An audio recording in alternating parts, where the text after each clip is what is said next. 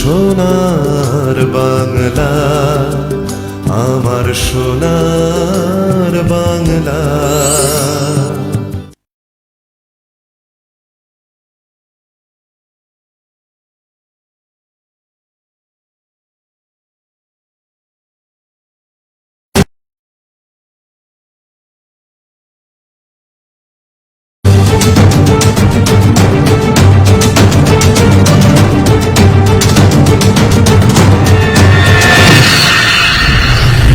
নমস্কার, আপনারা দেখছেন টার্গেট নিউজ। আপনাদের সঙ্গে আমি সায়ন। বিস্তারিত খবরে যাওয়ার আগে দেখে নেব হেডলাইন্স। যত গন্ডগোল বিধানসভায় বিরোধী দলনেতা নিয়ে। চলে আসবো পরের খবরে। ইস্তফা দিতে চলেছে গৌতম দেব। উত্তরবঙ্গে বড় ধাক্কা মমতার। মমতা বন্দ্যোপাধ্যায় এখন বুঝেই উঠতে পারছে না তার পাশে কে কে আছেন। শিলিগুড়ি পুর নিগম সম্ভবত এবার হাতছাড়া হতে চলেছে জোড়াফুল শিবিরের। বিধানসভা নির্বাচনে গোটা উত্তরবঙ্গে ভরাডুবি হয়েছে। দার্জিলিং, জলপাইগুড়ি, আলিপুরদুয়ার, কোচবিহারে কার্যত নিশ্চিহ্ন তৃণমূল কংগ্রেস। সিতাইয়ে তৃণমূলের টিকিটে সঙ্গীতা বাসনিয়া জিতলেও তিনি এখন বিদ্রোহী শিবিরে। সাংসদরাও প্রায় বিদ্রোহী। ফলে গোটা উত্তরে সেভাবে দেখতে গেলে তৃণমূলের একমাত্র সম্বল শিলিগুড়ি পৌর নিগম। সেই শিলিগুড়ি পুর নিগমও সম্ভবত এবার হাতছাড়া হচ্ছে জোড়াফুল শিবিরে। শিলিগুড়ির মেয়র পদ থেকে ইস্তফা দিতে চলেছে গৌতম দেব। তিনি তৃণমূল নেত্রী মমতা বন্দ্যোপাধ্যায়কে সিদ্ধান্তের কথা জানিয়েছেন। গত শুক্রবার তিনি প্রশাসনের কাছে পদত্যাগপত্র পাঠান এবং বুধবার গৌতম দেবকে তৃণমূলের দার্জিলিং জেলা কমিটির সমতল চেয়ারম্যান পদে নিয়োগ করে দল। তৃণমূল নেত্রী মমতা বন্দ্যোপাধ্যায় চাইছেন তিনি সংগঠনে আরো বেশি করে নজর দিন। এর মধ্যে আচমকাই মেয়র পদে ইস্তফার কারণ নিয়ে জল্পনা দেখিয়ে দিয়েছে। গত বৃহস্পতিবার পুর নিগম মেয়র পরিষদ নিয়ে বৈঠক করেন গৌতম। সেখানে তিনি পদত্যাগের ইচ্ছে প্রকাশ করলে তা বিশেষ মতভেদ দেখা দেয় মেয়র পরিষদের মধ্যে। শিলিগুড়ি পুর বোর্ডের মেয়াদ আরো 1 বছরের বেশি বাকি রয়েছে, তাই অনেক মেয়র পরিষদে ইস্তফা দিতে চাইছিলেন না। তবে গৌতম তার সিদ্ধান্তে অনড় রয়েছেন। যা খবর, গত শুক্রবারে তিনি ইস্তফা দিচ্ছেন, সেটা হলে শিলিগুড়ি পুর নিগমও হাতছাড়া হবে জোড়াফুল শিবির। নতুন করে অন্য কাউকে মেয়র করে বোর্ড গঠনের সম্ভাবনা প্রায় নেই বললেই চলে। শিলিগুড়ি হাতছাড়া হলে উত্তরে প্রায় নিশ্চিহ্ন হয়ে যাবে Trinamool Congress. Bureau report, target news, Kolkata. চলে আসবো পরের খবরে। ঋতব্রত শিবিরে থাকা অনেকেই তাদের সঙ্গে যোগাযোগ করছেন দাবি কুণাল ঘোষের। এক অদ্ভুত পরিস্থিতি এখন তৃণমূল শিবিরে।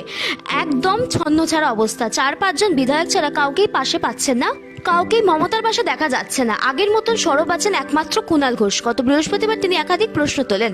হাইকোর্টের নির্দেশের পর আপাতত ঋতব্রত বন্দ্যোপাধ্যায়কে বিরোধী দলনেতা বলার ক্ষেত্রে আরো কোনো বাধা নেই। তবে সই সাবুত নিয়ে এখনো জটিলতা রয়ে গিয়েছে। একদিকে শোভনদেব চট্টোপাধ্যায়কে বিরোধী দলনেতা হিসেবে উল্লেখ করে যে প্রস্তাব পাঠানো হয়েছিল তাতে থাকা সই নিয়ে অভিযোগ উঠেছে। অন্যদিকে এমন কেউ কেউ আছেন যারা দুই শিবিরেই সই করেছেন। তাদের এবার আইনের কথা মনে করালেন কুণাল ঘোষ। তৃণমূলের কালীঘাটের শিবিরে থাকা বিধায়ক কুণাল ঘোষ গত বৃহস্পতিবার সাংবাদিক বৈঠকে বলেন, অনেকে 2 জায়গায় সই করে আইনি ফাঁদে পড়ে গিয়েছে। পাশাপাশি তিনি আরো দাবি করেন ঋতব্রত শিবিরে থাকা অনেকেই তাদের সঙ্গে যোগাযোগ করছেন। কুণাল ঘোষ বলেন, অনেকেই মন থেকে ওদিকে নেই। 90 থেকে 95% বিধায়ক মন থেকে ওইদিকে নেই। তারা আমাকে ফোন করেছেন, মদন মিত্রকে ফোন করেছেন, শোভনদেব চট্টোপাধ্যায়কেও ফোন করেছেন। তাদের ভয় দেখানো হচ্ছে, মনোকষ্ট নিয়ে তারা ওদিকে আছেন। তৃণমূলের অপর শিবিরের বিধায়কদের উদ্দেশ্যে কুণাল ঘোষ বলেন, দেখে নিন আপনারা মাথা উঁচু করে বাঁচবেন কিনা। উল্লেখ্য, ঋতব্রত শিবির আত্মপ্রকাশ করার আগেই শোভনদেব চট্টোপাধ্যায়কে বিরোধী দলনেতা হিসেবে উল্লেখ করে প্রস্তাব দেওয়া হয়েছিল বিধানসভায়। সেই প্রস্তাব নিয়ে জটিলতা তৈরি হয়। Target news, Kolkata. এখন একটা ছোট্ট বিরতির পর ফিরে আসছি খবরে। সঙ্গে থাকুন। জয় মা।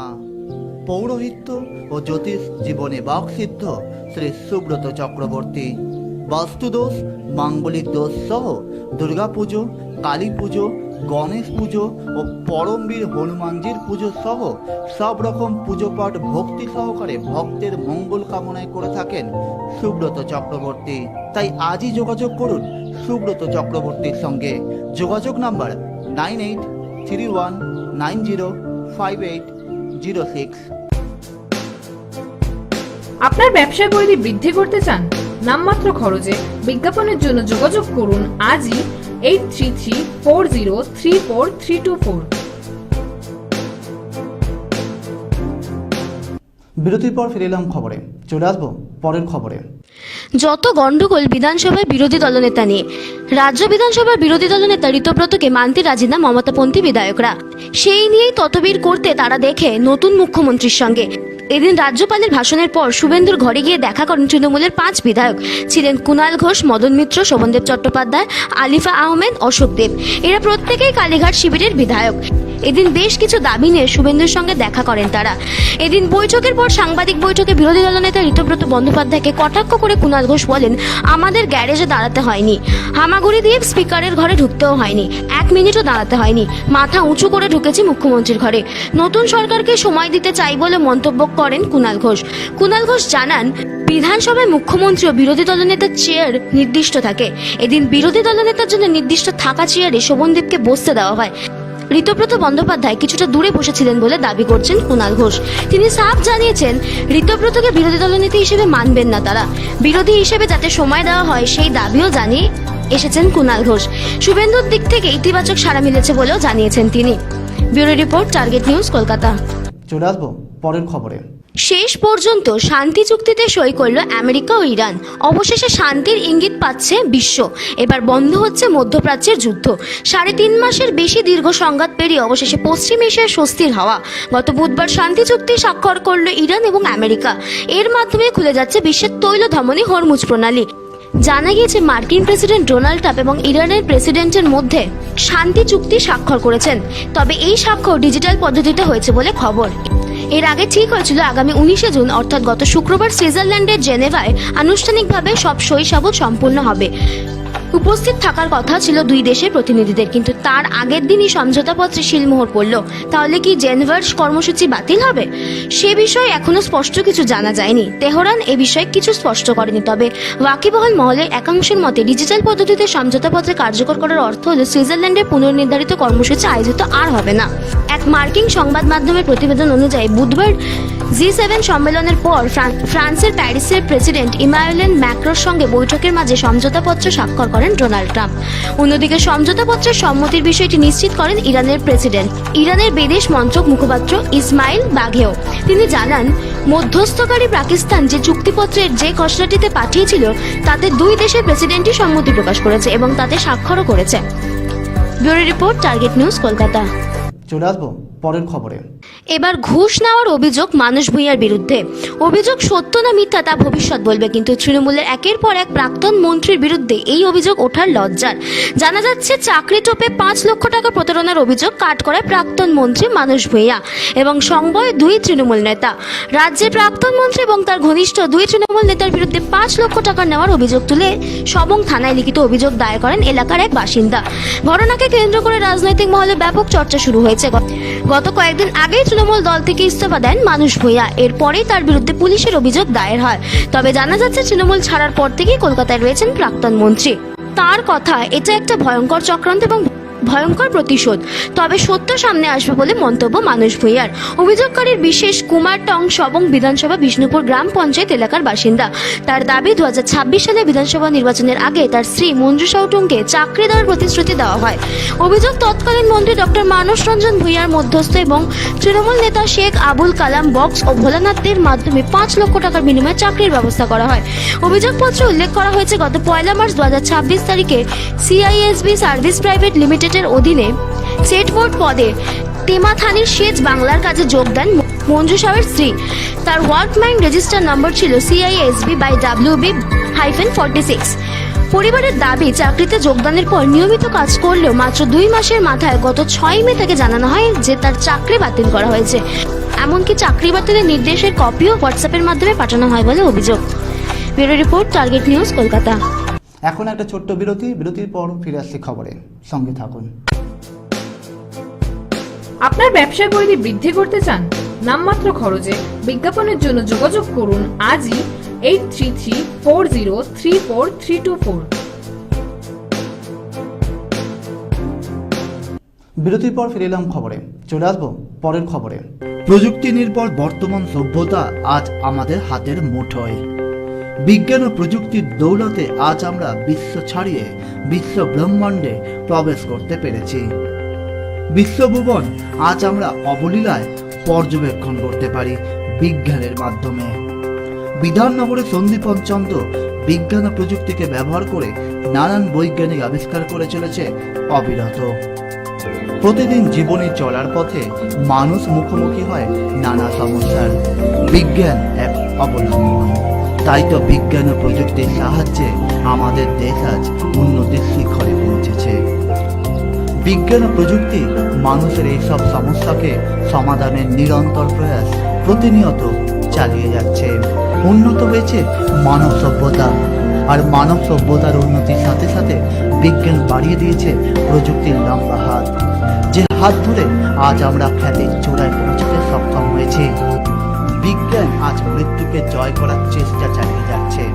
বিজ্ঞানের কর্মসাধনার পরিণতি হিসেবেই আজ আমরা পেয়েছি আধুনিক সভ্যতা।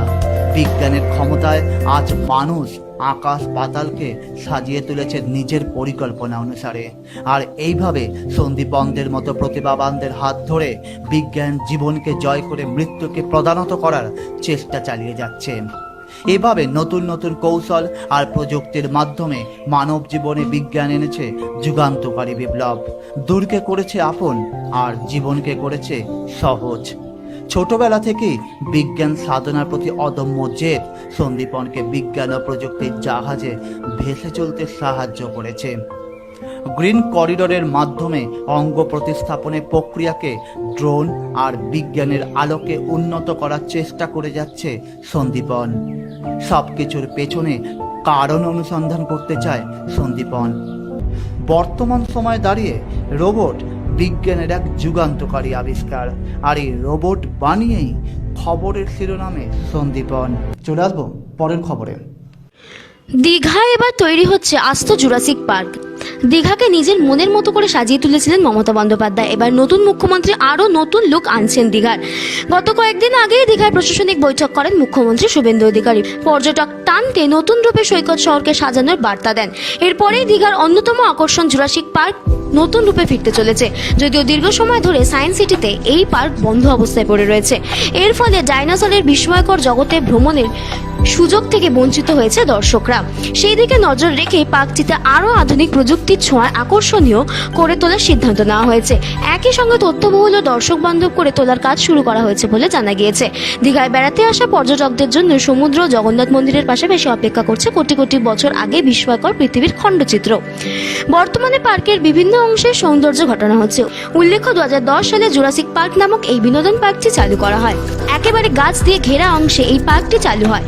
সেখানে ডাইনোসরের উৎপত্তি, তার বিবর্তন, জীবনযাত্রা, বিলুপ্তি পর্যায়ক্রমে সবকিছুই অভিনব লাইট অ্যান্ড সাউন্ডের মাধ্যমে উপস্থাপনা দর্শকদের মুগ্ধ করত। খুব অল্প দিনে খুবই আকর্ষণীয় হয়ে উঠেছিল পর্যটকদের কাছে। তবে বছর 10 আগে কিছু যান্ত্রিক কারণে পার্কটি বন্ধ হয়ে যায়। পূর্বের সেই জনপ্রিয়তাকে নতুন মাত্রা দিতে এবার পার্কটিতে আধুনিকরণে চলে আসবো পরের খবরে। সুশান্ত ঘোষ ফুটপাত বেচে দিতেন কয়েক লক্ষ টাকায়। সুশান্ত মিলিয়ে এখনো পর্যন্ত 10 জনের বেশি কাউন্সিলরকে লক আপে ভরল পুলিশ। সবার বিরুদ্ধে কোটি কোটি টাকার দুর্নীতি অভিযোগ করেছে, কারোর বিরুদ্ধে খুনের অভিযোগও রয়েছে। শেষবার দেখা গেছে গত 27 মে আরেক তৃণমূল নেতা ও আরেক কাউন্সিলর অরূপ চক্রবর্তীকে পাশে নিয়ে তৃণমূলের বিরুদ্ধে এক রাশ ক্ষোভ উগরে বড়োর চেয়ারম্যান পদ থেকে ইস্তফা দেন ওই দিন। অরূপও সেই দিন পুরসভা পদে ইস্তফা দেন। তারপর থেকে আর পাত্তা পাওয়া যাচ্ছিল না তোলাবাজি, কাটমানি খাওয়া সহ একাধিক দুর্নীতি অভিযুক্ত সুশান্ত ঘোষের। গত বুধবার সেই সুশান্ত ঘোষকে গ্রেপ্তার করে পুলিশ। তাকে গ্রেপ্তার করা হয়েছে উড়িষ্যার পুরী থেকে। এর আগে উড়িষ্যা সীমান্ত সংলগ্ন বেলদা এলাকা থেকে সুশান্ত ঘোষ ঘনিষ্ঠ সহযোগী তথা তার ব্যক্তিগত গাড়ির চালক সুজিত চৌধুরীকে গ্রেপ্তার করেছে পুলিশ। অভিযোগ, হকারদের কাছ থেকে বিপুল টাকা তোলাবাজি চালাতো সুশান্ত ঘোষ ও তার ঘনিষ্ঠরা। হকার্স কমিটির 130 জন সদস্য সুশান্তের বিরুদ্ধে পুলিশের অভিযোগ দায়ের করেছিল। সেই অভিযোগের পর থেকে পালিয়ে যান সুশান্ত। তার বিরুদ্ধে এও অভিযোগ রয়েছে কলকাতা ফুটপাত ও লক্ষ লক্ষ টাকায় হকারদের বিক্রি করতেন তিনি। অভিযোগে বলা হয় 2022 থেকে 23 সালের মধ্যে নতুন করে টিন ও শাটার লাগানোর বেশ কিছু দোকান তৈরি করা হয়। সেই সময় ব্যবসায়ীদের জানানো হয়েছিল কে কত বড় দোকান পাবে তা নির্ধারণ করবে একটা নির্দিষ্ট গোষ্ঠী। দোকানের আকার অনুযায়ী আলাদা আলাদা রেট ঠিক করে দেওয়া হয়েছিল। গত 27 মে পুরসভা ইস্তফা দিয়ে সুশান্ত বলেছিলেন দলের ছেলেরা ঘর ছাড়া, পাশে নেই নেতৃত্ব। এত মন্ত্রী ছিলেন যে মুখ্যমন্ত্রীর সঙ্গে দেখা করা যেত না। এখন সেই সব মন্ত্রীরা কোথায়? 4 মের পর থেকে তৃণমূল কংগ্রেসের ছন্নছাড়া অবস্থা। একের পর এক কাউন্সিলর ইস্তফা দিতে শুরু করেছে। দুর্নীতি তোলাবাজির অভিযোগে গ্রেপ্তারও চলেছে।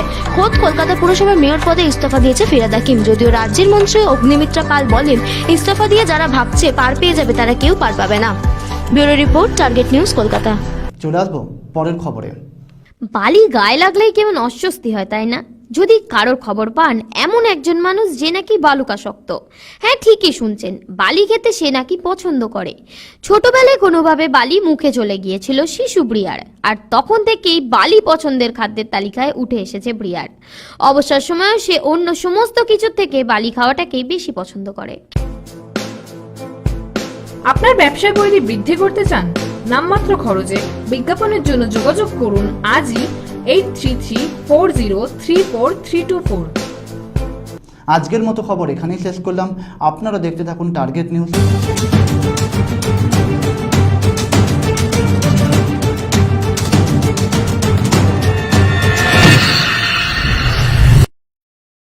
সোনার বাংলা, আমার সোনার বাংলা।